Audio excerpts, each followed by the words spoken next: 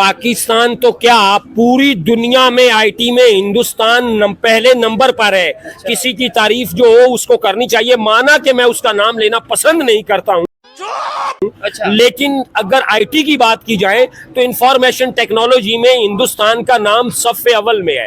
दुनिया की 25 बड़ी कंपनीज के सीईओज इंडियन हैं। 25 बड़ी कंपनीज के सीईओज इंडियन हैं। जलवा है हमारा। उन 25 कंपनीज के पास $5 ट्रिलियन का बजट है। 5 खरब डॉलर, $5 ट्रिलियन का बजट है उनके पास। और ये जो आज इंडिया में फॉरेन इन्वेस्टमेंट की भरमार आई हुई है, ये जो बरस रहे हैं डॉलर, वो कौन ला रहा है?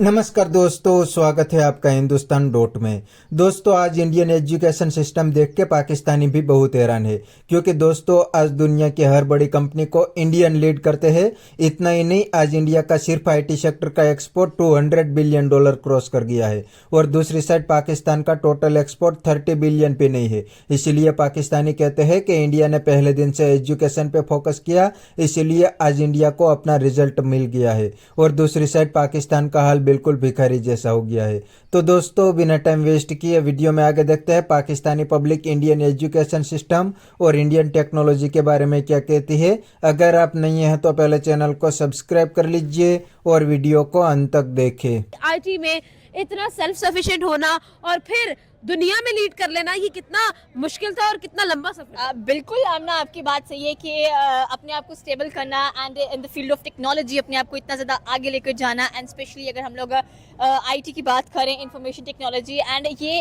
एक आपके लिए माइलस्टोन होता है अपने आप को यहाँ तक लेकर आना। एंड सेकेंडली अगर देखना तो उसको फिर अपने आप में ही एक आईटी हब बना देना। ठीक है, इंडिया की बहुत सारी ऐसी स्टेट्स हैं जैसे बेंगलुरु है, मुंबई है, और भी बहुत सारी ऐसी स्टेट्स आती हैं जिनमें कहने के they are the IT hubs हम लोगों को नजर आते हैं। एंड रिसेंटली मैं इनके एक गुरु का इंटरव्यू सुन रही थी, दैट इज अभय सिंह, ठीक है, जो कि आईटीएन जिनको कहा जाता है, एंड ही इज ग्रेजुएट, मतलब कि आईआईटी मोस्ट टफेस्ट, जहाँ पर एडमिशन लेना बहुत ज्यादा प्रॉब्लमेटिक होता है, मतलब आप एडमिशन ले सकते हैं, एंड वो बंदा the topper of that IIT आपको नजर आ रहा है। And now he is a Sadhu, and he is everybody saying के इतना ज्यादा इंटेलेक्चुअल पर्सन वहां पर कैसे पहुंच गया। भाई, इंटेलेक्चुअल पर्सन आप कैसे बन सकते हो when you have a good study, when you have a good structure of education, and mostly probably the people supports you. ठीक है, एंड सेकेंडली हमने आपने बात की कि पाकिस्तान की आईटी एंड उसकी आईटी की अगर हम लोग बात करें तो इंडिया आने वाला दौर आईटी की फील्ड का ही आपको नजर आता है। People were shifting themselves from the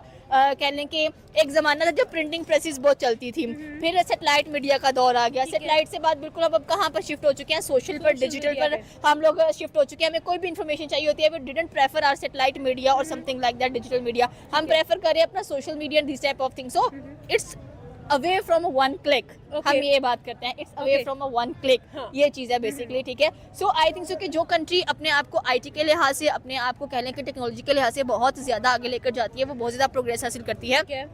end right now India is the hub of the IT हम लोगों को नजर आता है। पाकिस्तान भी ट्राई कर रहा है, अच्छी बात है, ट्राई करनी चाहिए, फैसिलिटीज प्रोवाइड करिए अपने स्टूडेंट्स को, उनको मजीद है, मतलब कि इन्फॉर्मेशन टेक्नोलॉजी के अंदर आप सिर्फ थ्योरेटिकल ना करवाएं, आप प्रैक्टिकल वर्क में भी बिलीव रखें। जब तक आप प्रैक्टिकल वर्क में बिलीव नहीं रखेंगे, आप इतना ज़्यादा प्रोग्रेस नहीं कर सकते हैं। सो अगेन वही थिंग्स आती हैं कि हमारा जो एजुकेशनल स्ट्रक्चर है उसको थोड़ा बहुत और इम्प्रूव होने की ज़रूरत है। No doubt it's a good thing, but the problem is that कि भाई आईटी होगी तो आपका फ्यूचर होगा, आईटी नहीं है तो आपका फ्यूचर नहीं होगा। बिकॉज इंडिया ने कैसे डेवलप कर लिया है ये सब 1000 प्लस का स्टार्टअप। गुड देखिए, आप ना हर चीज को अच्छा बनाने के लिए you need a good structure. आपका सियासत का स्ट्रक्चर बहुत ज्यादा स्ट्रॉन्ग होना चाहिए, फिर आपके जो डिपार्टमेंट्स हैं वो बहुत ज्यादा स्ट्रॉन्ग होने चाहिए, और आपके डिपार्टमेंट्स के अंदर जो लोग बैठे हुए हैं वो उसी फील्ड से रिलेटेड होने चाहिए। ठीक है, ये सबसे ज्यादा मायने रखता है। जब तक आपका जो बंदा है, आपने जिसको फील्ड में लिया हुआ है, वो उस फील्ड से ताल्लुक नहीं रखता, आप प्रोग्रेस नहीं कर पाओगे। वही बात यहाँ पर आ जाती है कि भाई कि आपका स्ट्रक्चर इंपॉर्टेंट है। आईटी का स्ट्रक्चर इसलिए इंपॉर्टेंट है क्योंकि आजकल के दौर ही है Facebook, Instagram, each and everything. अगर आपका ये इम्प्रूव्ड नहीं है तो इट मीन्स कि आपकी कंट्री प्रोग्रेस की तरफ बिल्कुल नहीं जा रही है, and you are the most backward, आपको नजर आएगी ये चीज़ें। So same goes with us. अगर हम इंटरनेट सर्विसेज की बात करें तो people are on 5G, on 6G, on LiFi. अगर चाइना की बात करें हम लोग ठीक है, यहाँ सोशल मीडिया की जिंदगी में तो इंडियंस आर टू गुड ना, मतलब आप किसी भी यूट्यूब पे किसी भी लेक्चर की बात करें, आपको Indians lecture, every person demanding the Indian audience, that is true। चाहे आप किसी फॉरेनर को देख लें, ठीक है, they are following their culture, उनके कल्चर को फॉलो करते हैं। कैसे फॉलो करते हैं? Through these platforms. That is fine. That and all is fine. That is and all is justified also and acceptable in the world as well. यार web development की बात कर लो, आप एंड्रॉइड डेवलपमेंट की बात कर लो, iOS डेवलपमेंट की बात कर लो, यार ये लोग डेवलपमेंट के अंदर, प्रोग्रामिंग के अंदर बहुत आगे। बिल्कुल आपकी बात सही है। एंड आई थिंक सो कि मैं एक रिपोर्ट पढ़ रही थी जहां पर ये मेंशन किया गया था कि one of the biggest scammers किस कंट्री में पाए जाते हैं, and that is India. So I got shocked. Okay. Because their IT is too That's a breaking news for me. ठीक है। So सबसे ज्यादा स्कैमर्स भी आपको इंडिया में ही नजर आते हैं। Nice. ये चीज है बीच में। So sometimes चीजें जब टच करती है ना, हमें लगता था एवरीबॉडी व्हेन सेज ना सबसे ज्यादा स्कैमर्स कहाँ पर हैं, तो पीपल के माइंड क्लिक करते हैं पाकिस्तान। ओ यार हमारा तो आईटी का सिस्टम इतना ठीक नहीं है।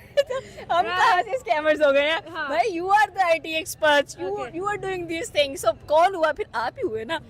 आप इस चीज को थोड़ा सा एक्सेप्ट भी करें तो दैट इज मच मोर, कह लेंगे वो चीज नजर आती है। सो हमने once again your education system, your children's mindset is very important. आप लोगों को ये भी साथ में बताएं कि डॉक्टर इंजीनियर के अलावा भी फील्ड्स हैं, उसमें भी आप लोग जाएं।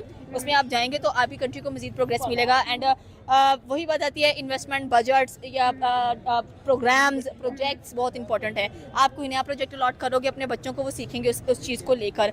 एंड अगेन सेम गोज यार एजुकेशन भी बेसिकली बात आती है अपना। बिल्कुल, थैंक यू।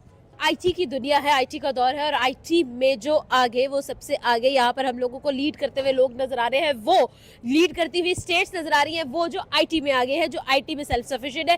आपकी तरफ आऊंगी, आपसे बात करूंगी। मुझे ये बताइए कि आईटी की जब हम बात करते हैं तो क्या कंपैरिजन आप देखते हैं इंडिया में और पाकिस्तान के अंदर? क्या डिफरेंसेस है जो आप देखते हैं कि पाकिस्तान और इंडिया जो एक साथ आज़ाद हुए थे, कैसे हो सकता है कि वो एक आईटी हब बन जाए और हम लोग जो है वो यहाँ पर अभी तक स्टार्टअप ही लेते रहे? बेसिकली फ्रॉम स्टार्ट फ्रॉम 1947 जो पाकिस्तान और इंडिया के जो फाइनेंस थे ना, उनमें थोड़ा बहुत फ़र्क उस वक्त भी था। ठीक है। तो लेकिन इंडिया ने वहाँ से ही अपने ग्रूमिंग पे स्टार्ट अप कर दिया था, वहाँ ने इन्वेस्टमेंट करना स्टार्ट कर दिया था वहाँ से ही। तो पाकिस्तान लेने बस ना जंगों और कुछ और मामलात में अपने इन्वेस्टमेंट की जा रहा था। ठीक है। और तो दोस्तों ये थे पाकिस्तानी पब्लिक के रिएक्शन, और ये पाकिस्तानियों ने बिल्कुल सही बताया कि इंडिया और पाकिस्तान के एजुकेशन सिस्टम में ज़मीन आसमान का फ़र्क है। क्योंकि दोस्तों आज इंडिया के स्टूडेंट पूरी दुनिया की बड़ी बड़ी कंपनी को लीड करते हैं, हर बड़ी पोस्ट पे इंडियन ही होता है, और दूसरी साइड पाकिस्तानी को अच्छी जॉब भी नहीं मिलती। क्योंकि दोस्तों पाकिस्तान का एजुकेशन सिस्टम तो बर्बाद हो गया है। काफ़ी सारे पाकिस्तानी तो आज मदरसे में ही पढ़ते हैं, इसलिए तो पाकिस्तानियों को 2 नंबरी और भीख मांगने के अलावा कोई काम नहीं आता।